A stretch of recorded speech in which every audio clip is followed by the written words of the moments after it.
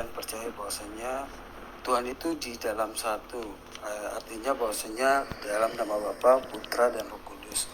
Bapa itu memiliki unsur yang berbeda, sama Putra memiliki unsur berbeda, sedangkan Roh Kudus memiliki unsur yang berbeda. Nah, pertanyaan saya adalah bagaimana maksudnya yang sebelumnya ini Ibu Nona kan pernah menjawab di fitis ini bahwasanya Yesus datang kepada Allah dan berdoa kepada Allah bahwasanya ampunilah dosa-dosa hambanya. Sedangkan kalau kalian percaya bahwasanya Yesus itu dia ruh dalam satu jasadnya Yesus. Bagaimana Yesus berdoa kepada Tuhan lagi sedangkan ruh yang dimiliki itu ada pada dirinya, begitu. Yang kedua, mungkin satu-satu dulu Bang. Satu-satu dulu pertanyaannya, karena tadi pertanyaanmu Tuhan itu di dalam satu, maksudnya Trinitas yang dipercayai dalam satu, begitu Bu. Di dalam satu. Nah terus unsur-unsurnya itu siapa yang bilang unsur-unsurnya itu berbeda? Siapa yang bilang unsur-unsurnya berbeda? Unsur apa itu? Kalau yang saya tahu saya bukan orang yang berkata, tapi kalau kita percaya bahwasanya ini unsur dalam nama Bapa adalah unsur yang berbeda kan? Putra juga termasuk unsur yang berbeda, maksudnya untuk secara pengertiannya. Sedangkan Ruh juga termasuk unsur yang berbeda. Nah, bagaimana unsur ini menjadi satu? Sedangkan kalau dia menjadi satu, tentu kodrat daripada unsur yang satu lainnya itu terasa beda ketika dia bertemu menjadi satu. Gitu. Nah, sebentar, kamu ini Kristen apa Muslim sih ini sebenarnya nih orang? Islam, alhamdulillah Islam. Kita nggak pernah mengatakan unsur loh. Kamu kok bisa menyimpulkan Trinitas seperti itu dari mana ya? Begitu coba dijelaskan. Bapa itu sebagai apa? Roh itu sebagai apa? Pernah bilang Bapa, Anak, Roh Kudus ya? Trinitas itu adalah Bapa, Firman, dan Roh Allah. Kamu baca 1 Yohanes 5 ayat 7 dan 8. Ada 3 yang memberi kesaksian di surga, Bapa, Firman, dan Roh, dan ketiganya adalah satu. Dan Firman ini kemudian nuzul jadi manusia, di dalam kemanusiaannya disebut anak Allah, itu baru betul. Jadi jangan diputar dulu nih Saifuddin. Kamu jangan menyimpulkan iman kita dari sesuatu yang saya nggak tahu nih. Kamu dengar dari mana ada beda-beda unsur ya? Kita nggak pernah pakai kata unsur loh. Hakikat, esensi. Iya, hakikat maksudnya esensinya berbeda kan? Dia punya esensinya. Enggak, esensinya roh. Allah itu roh. Allah yang Esa itu di dalam Allah yang Esa yang adalah roh, di dalam Allah itu terdapat firman dan roh yang kekal. Gak pernah pakai kata unsur. Dari mana bisa unsur? Kenapa? Oke. Isa kan adalah Tuhan. Maksudnya bukan Isa, tapi Yesus kan adalah Tuhan. Ya, Yesus Tuhan dan Allah. Tuhan dan Allah itu berbeda. Tuhan. Yesus adalah Tuhan dalam diri satu, dalam diri. Yesus Allah dan Tuhan. Yesus adalah Yesus Allah dan Tuhan itu berbeda. Jadi gini, Yesus itu punya 2 kodrat, Allah dan manusia. Gelarnya adalah Tuhan. Saya ulangi ya. Yesus ketika Sang Firman itu nuzul jadi manusia, dia punya 2 kodrat, namanya kodrat ganda. Ilahi sekaligus insani. Dan dia punya gelar jabatan Tuhan, penguasa sorga, bumi, dan neraka. Sampai sini ngerti? Bedanya Tuhan dan Allah. Saya ulangi. Firman Allah yang ada di dalam diri Allah yang Esa ketika nuzul menjadi manusia, Yesus Kristus itu disebut anak Allah. Anak Allah atau Yesus Kristus ini punya 2 kodrat, Allah dan manusia, ilahi dan insani. Dan dia punya jabatan atau gelar adalah Tuhan, penguasa surga, bumi, dan neraka atau kerajaan maut. Saya bisa tunjukkan sama kamu semua ayatnya. Sampai sini ngerti? Kamu jangan samakan Tuhan dan Allah, beda ya. Allah itu jenis, jenis makhluknya. Kayak kita, ini jenisnya adalah human being, jenisnya manusia. Dia itu jenisnya divine being, ilahi. Ya, Allah, Firman, Yesus, dan Roh Kudus itu jenisnya bukan manusia, bukan human being. Dia itu jenisnya divine being, ilahi atau Allah. Jadi Allah itu, ngerti ya? Allah dan Tuhan nggak sama di dalam Alkitab kita, ya. Allah dan Tuhan tidak sama. Tapi gini Bu, kalau saya itu oke lah, itu mungkin sudah terjawab dari apa yang saya pikirkan. Tapi gini Bu, kalau kita bicara tentang Yesus Kristus ini yang diyakini bahwasanya dia adalah Tuhan. Yes, orang Kristen. Yesus Tuhan dan Allah. Oh iya. Lalu kenapa dia datang kepada Allah dan berdoa kepada Allah lagi? Maksudnya dia kenapa harus berdoa kepada Allah? Sedangkan dia itu adalah Allah sendiri begitu. Oke, Yohanes 8 ayat 53. Ya, saya bacakan kamu ayatnya. Karena mungkin kamu bisa bantu baca kali ya. Maaf Bu, saya tidak pegang Quran atau Alkitab. Bukan kamu. Ini siapa namanya? Ini kan. Yohanes berapa Kak? Yohanes 8? Yohanes 8 ayat 53 54. 55 ya, 3 ayat ya. Ya, oke saya baca ya. Adakah engkau lebih besar daripada bapa kita Abraham yang telah mati? Nabi-nabi pun telah mati. Dengan siapakah engkau samakan dirimu? Jawab Yesus, jikalau aku memuliakan diriku sendiri, maka kemuliaanku itu sedikit pun tidak ada artinya. Bapakulah yang memuliakan aku. Tentang siapa kamu berkata, dia adalah Allah kami? Stop. Sampai sini dulu. Stop. Jadi Yesus berkata, yang kamu sembah sebagai Allah, yang kamu sebut sebagai Allah itu Bapakku. Kealahan Yesus itu didapat karena dia itu monogenes. Yohanes 1 ayat 14, Yohanes 1 ayat 18. Monogenes, mono itu artinya tunggal atau singular, satu. Mono itu artinya satu. Genes itu artinya jenis makhluknya, hakikat, esensi. Yesus itu disebut satu hakikat, satu esensi, satu DNA dengan Bapa. Hakikatnya divine being, ilahi.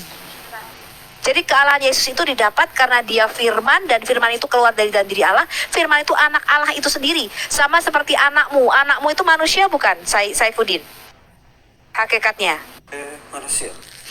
Iya, karena kamu hakikatnya manusia. Otomatis yang keluar dari kamu manusia juga hakikatnya sama. Ngerti ya? Karena Yesus itu anak Allah, dia tidak dilahirkan dari benih manusia, hakikat dia adalah sang firman yang ada di dalam diri Allah. Yesus itu disebut monogenes, satu hakikat dalam rupa Allah. Dia itu Allah itu sendiri, sang firman. Ini kealahan Yesus. Nah, ketika dia nuzul menjadi manusia, firman itu menjadi manusia, dia mengambil kodrat satu lagi, namanya kodrat kemanusiaan. Dia mengambil tubuh kita nih, tubuh sama, menjadi sama seperti kita. Bentuknya sama nih, punya daging, punya darah. Ya, bisa lapar, bisa makan, karena dia mengambil tubuh jasmani kita. Dia mengambil rupa manusia, dan firman itu menjadi manusia. Yesus itu, saya kasih tahu kamu ya, satu-satunya di seluruh jagat raya semesta 10 dimensi ini, satu-satunya makhluk yang punya dua kodrat, ilahi sekaligus insani. Satu-satunya yang punya jabatan 3, penguasa sorga, penguasa bumi, penguasa kerajaan maut. Namanya Tuhan, jabatan dia. Gelarnya Yesus adalah Tuhan di atas segala Tuhan, Raja di atas segala Raja, penguasa alam semesta. Kalau kamu gak percaya, baca Wahyu 1 ayat 8. Yesus berkata, akulah yang awal dan yang akhir, yang sudah ada, yang ada dan yang akan datang, yang maha kuasa. Jadi Yesus mengklaim dia adalah maha kuasa. Ngerti itu jabatannya sebagai Tuhan. Oke, Bang. Kalau dia maha kuasa, yang saya bertanya kepada Ibu, mengapa sampai dia harus berdoa kepada Bapa dalam Bapa di surga? Maksudnya dia menjadi manusia. Enggak. Bagaimana sampai? Enggak, bukan Bapa lebih berkuasa dari dia. Maksudnya mengapa sampai dia berdoa lagi kepada Bapa di surga begitu? Sebentar, saya mau tanya dulu. Ini posisinya berdoa pada saat kapan? Pada saat di Taman Getsemani apa di mana? Yang tadi sebelumnya kita sebelumnya kalian sudah bahas terkait dengan Yohanes pasal berapa? Iya, pada saat kapan dia berdoa? Pada saat Yesus datang naik ke gunung dan berdoa kepada Allah. Gini, Saifuddin. Aku bacakan kamu ya. Aduh. Kalau naik ke gunung itu mengajarkan, Pak, mengajarkan doa Bapa kami. Maksudnya kenapa Yesus harus berdoa lagi kepada Tuhan, sedangkan dia adalah... Bukan berdoa lagi kepada Tuhan, dia datang itu sebagai manusia. Nih, aku bacakan kamu Ibrani 5 ayat 7. Dalam hidupnya sebagai manusia, dia telah mempersembahkan doa dan permohonan dengan ratap tangis dan keluhan kepada Dia yang sanggup menyelamatkannya dari maut. Dan karena kesalehannya dia telah didengar. Dan sekalipun dia adalah anak, dia telah belajar menjadi taat dari apa yang telah dideritanya. Dan sesudah dia mencapai kesempurnaannya, ia menjadi pokok keselamatan yang abadi bagi semua orang yang taat kepadanya. Jelas ya? Jadi dalam hidupnya sebagai manusia, dia harus menjadi Adam, manusia yang sempurna. Dia memberikan teladan bagi kita. Bagaimana caranya menjadi anak Allah yang sempurna. Dia berdoa kepada Bapaknya. Tapi itu tidak mengurangi keilahiannya dia. Karena keilahian Tuhan Yesus itu bukan karena wujudnya sebagai manusia. Keilahian Yesus itu didapat karena dia anak Allah. Anak Allah itu ya Allah. Kayak kamu, anak manusia ya manusia. Ngerti ya? Jadi Yesus itu berdoa kepada siapa? Berdoa kepada Allah Bapaknya. Makanya tadi Yohanes 8 ayat 54, Yesus berkata, yang kamu panggil sebagai Allah itu Bapakku. Tadi jelas ya Mikana ya, Yohanes 8 ayat 54. Iya. Betul. Tidak Bu, gini Bu, maksudnya Allah gini Bu. Ya saya mau tanya gitu. Lo nggak mungkin karena kamu kan Allahmu cuma satu. Allahmu kalau di surga nggak bisa di bumi. Tadi aku tanya sama si pemburu tadi itu, Allahmu ada di toilet nggak? Nggak ada. Allahmu ada di bumi nggak? Nggak ada. Karena Allahmu itu terbatas ruang dan waktu. Kalau Allah kita tidak, Allah kita di surga sekaligus di bumi. Enggak, Allah kita nggak terbatas ruang dan waktu. Iya, kita juga tidak Enggak, kamu terbatas ruang dan waktu. Dalam ajaran mana yang terbatas ruang dan waktu? Maksudnya dalam surat apa yang dia... Saya tanya, Allahmu ada di toilet nggak? Enggak, saya tanya, gampangnya begini. Allahmu ada, saya tanya satu yang gampang. Sebentar, enggak. Gini, Bu. No, Saifuddin, kamu jawab pertanyaan saya simpel aja. Allahmu ada di toilet nggak? Kalau kamu ke toilet, Allahmu ada di toilet nggak? Ada. Enggak, berarti kamu bukan muslim yang sama dengan muslim yang lain. Ya, kalau kamu gini makanya begini, karena kalau kamu mempelajari Islam, muslim yang sejati akan berkata Allah tidak ada di toilet. Berarti kamu itu bukan muslim. Kamu nggak ngerti agamamu sendiri. Gini, dalam Al-Quran mengatakan bahwasanya di mana kau berpaling di wajahmu, maka disitulah adalah Tuhanmu. Di mana saja. Jadi Allah itu bukan terbatas ruang dan waktu. Dia bukan Oke. Kalau begitu nggak ada kiblat dong, Pak. Iya. Kalau begitu nggak ada kiblat dong. Di mana kau berpaling wajahmu, maka disitulah Tuhanmu berada. Iya, kalau jadi, begitu boleh membelakangi kiblat, boleh nggak, Pak? Iya, kamu boleh sholat membelakangi kiblat nggak? Kamar mandi. Bagaimana, Bu? Kamu sholat boleh nggak pakai kiblat kemana saja? Bisa. Gini Bu, itu dalam situasi. Sudah murtad ya. Aneh. Jadi bukan Bu. Begini. Kalau kamu membelakangi kiblat, dalam cerita Nabi, berani nggak? Kita berada di Tuhan, kita berada dulu. Saya jelaskan dulu. Maksudnya ketika kita berada di hutan dan kita tidak mengetahui arah kiblat, maka boleh sholat tidak mengarah kiblat. Kiblat itu adalah maksudnya gini, dalam ajaran Islam dia menganggap kiblat itu sebagai arah yang menentu begitu. Jadi ketika kita mau kasihan sholat, sekali ya. kita tahu harus sebentar, Saifuddin. Begini, Bu. Kamu itu muslimnya dari lahir apa enggak sih? Ya ketika kamu di Mekah coba ya, di Ka'bah gitu. Berani nggak kamu membelakangi kiblat berdoa? Sujud membelakangi kiblat. Bagaimana? Kalau kamu di Ka'bah itu ya, di Mekah, kemudian kamu berada di situ, kemudian kamu sholat membelakangi kiblat, boleh nggak? Tidak boleh lah, karena itu sudah menentu arah. Justru itu yang kita tahu, gitu. Arah Tuhan kamu itu di kiblat itu, di Ka'bah itu yang maksudnya Allah kamu itu ditentukan oleh Ka'bah. Bukan karena ada di mana-mana gitu. Kenapa orang Muslim membawa kompas ketika dia sholat? Ya, gini. Berani nggak membelakangi kompas itu?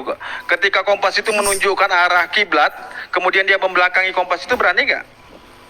Ya kalau dia sudah tahu arahnya, kenapa harus dia balik arah? Begitu. Makanya Maksudnya saya kenapa tanya, berarti Allah kamu tidak boleh disembah di sembarang tempat.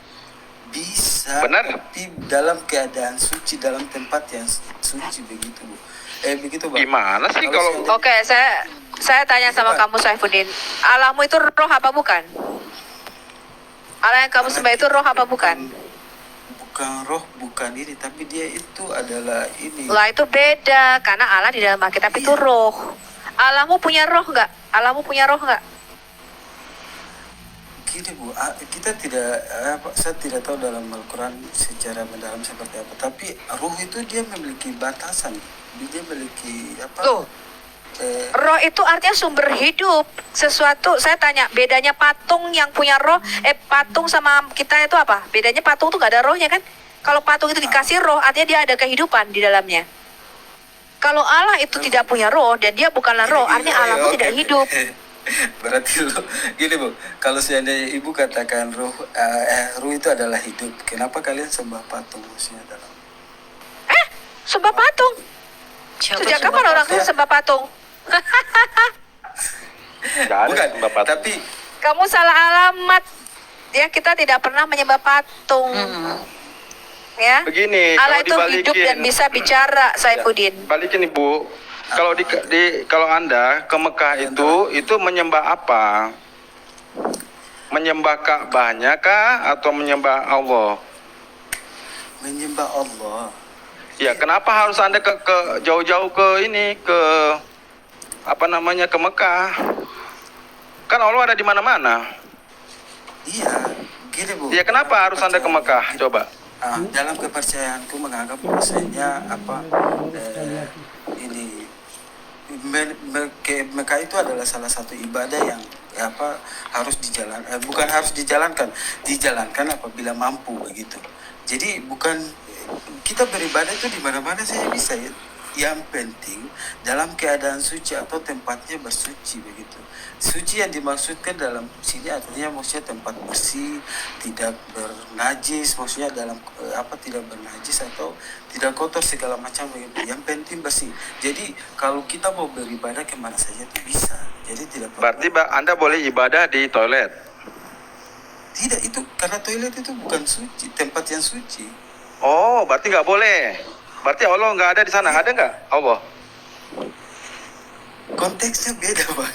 Hah? Konteksnya beda. Saya tanya lagi, kan kamu bilang nggak boleh. Berarti nggak ada dong di toilet Allah. Tapi kayaknya kalau di Indo itu kalau sholat itu deket toilet ya, bener nggak sih? Bener. Tidak apa-apa. Ada satu Sebelahnya toilet tuh. Bu. Iya, sebelahnya toilet tidak apa-apa, Bu. Karena dia dalam keadaan bersih atau suci. Di dalam keadaan bersih. Toilet mana yang bersih, Pak? Yang suci itu di mana? Toilet di mana? Coba jelaskan. Coba. Toilet yang suci itu gimana? Samping toilet. Kan dibilang kan samping toilet, bukan dalam toilet kan? Nah, iya, maksud Bapak tadi Bapak bilang toilet kalau yang suci, ya. Terus toilet yang suci itu bagaimana? Coba Pak jelaskan. Suci itu bukan gini, Bu. Suci dalam arti kata bersih, begitu, Bang. Bersih. Jadi kalau seandainya kita sholat bersih dalam keadaan bersih dengan suci beda, Pak. Bersih toiletnya lebih bersih daripada rumah kamu kali. Gini, Bu, di toilet itu adalah tempat najis atau tempat kotoran, maksudnya dalam ajaran aku. Oh, di toilet tempat najis. Kalau toilet tempat najis, Allahmu ada di toilet nggak? Bukan, tidak maksud kan ibu bicarakan tadi tentang beribadah, maksudnya Iya, sholat, saya kan? tanya. Iya, Katanya toilet najis dan kotor. Allahmu ada di toilet nggak? Jadi kalau kamu ngumpet di toilet, Allahmu tahu nggak tuh? Bisa datang ke toilet nggak? Ada. Oh, jadi Allahmu bisa ke tempat najis, ke toilet. Surat dia katakan bahwasanya di mana kau berpaling wajahmu, maka disitulah bentuk Tuhanmu, begitu. Jadi kalau kita berpaling banyak di toilet, maksudnya dimanapun kita tahu Kelamaan di atas. karena yang dimaksud dari Bang Saifuddin. mana kau berpaling? Ya, Bang Saifuddin. Oke lah. Ya. Terima kasih sudah bertanya. Gantian dulu sama yang lain ya.